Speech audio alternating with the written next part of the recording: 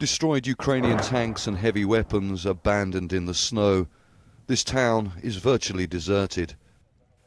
Fighters with the self-proclaimed Army of the Donetsk People's Republic took control here from the Ukrainian army a few days ago, and they say they are advancing, tightening the noose around the strategically important town of Debaltseve.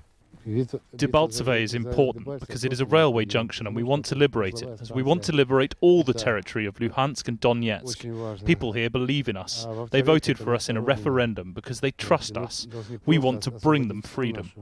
It's not known how many civilians were killed here. This is the town of Ulegorsk. It's around 10 kilometers as the crow flies from Debaltseve, and it was taken over by the separatists a few days ago. We're hearing a lot of outgoing shelling from this area, an increasing amount of incoming.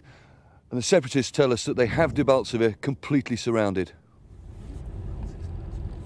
The Ukrainian army have denied the claim, but the day before we were across the front line and saw Ukrainian tanks digging in close to the only route in and out of Debaltseve. Their Grad rocket launchers were driving towards the front.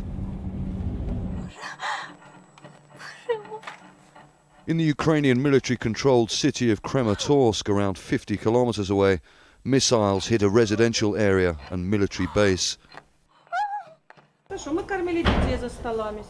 We were feeding the kids. They were sitting at the tables. The kids started screaming and the shells started to explode. It was Judgment Day. We started to round up the kids in groups and tell them fairy tales.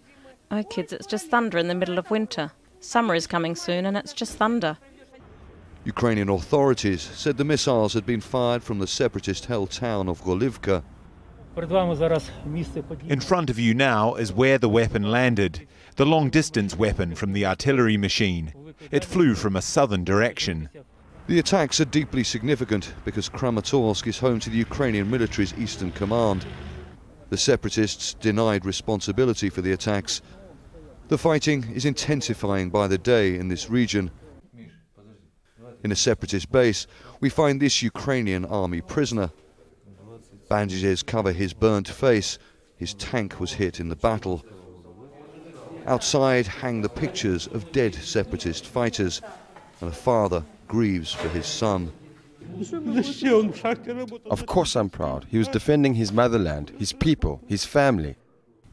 As yet another attempt at ceasefire talks is scheduled for Wednesday, sons and daughters continue to be killed in the violence here every day. Charles Stratford, Al Jazeera, Ulegorsk, Eastern Ukraine.